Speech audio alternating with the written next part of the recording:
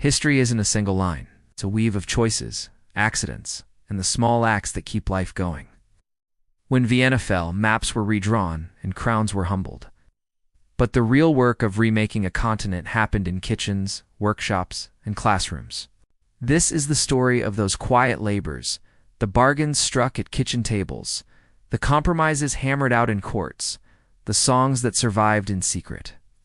We see it in the pages of an old journal, penned by a legal scholar named Amina. Her handwriting reveals a mind trying to bridge two worlds.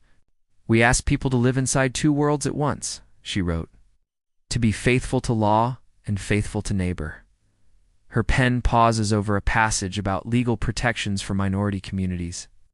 These clauses became precedent, not because they were imposed from above, but because merchants, magistrates, and mothers found them useful in daily life.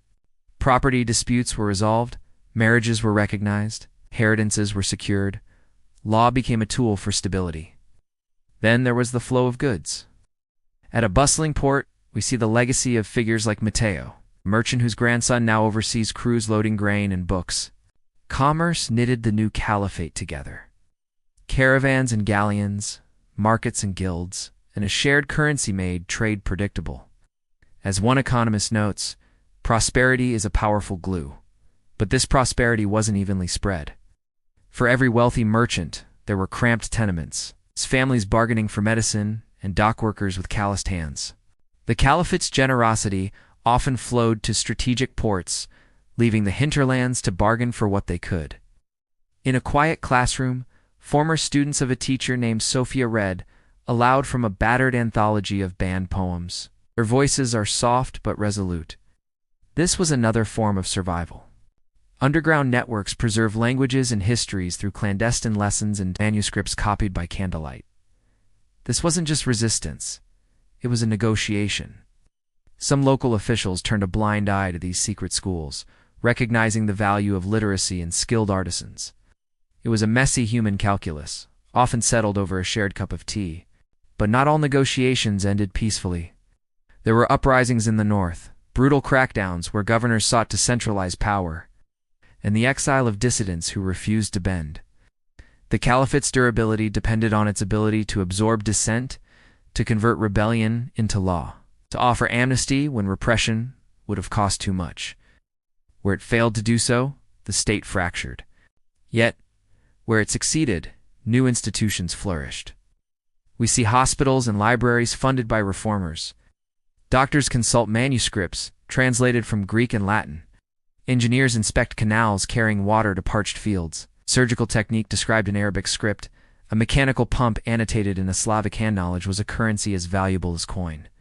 Institutions that invested in learning created a resilience that outlived regimes.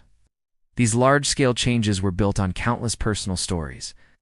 An elderly woman in Prague explains how her convent survived because of a statute recognizing communal property rights.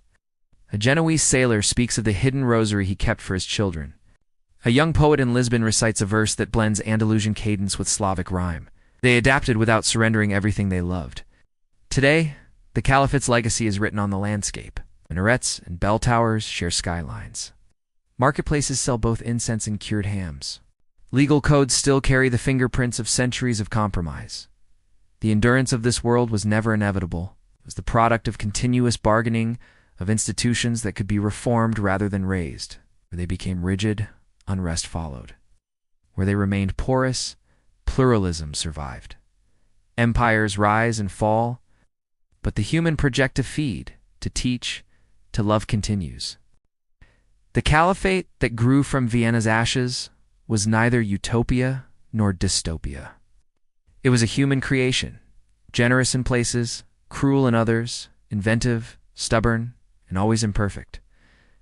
Its history teaches us that political systems shape lives, but they do not wholly determine them.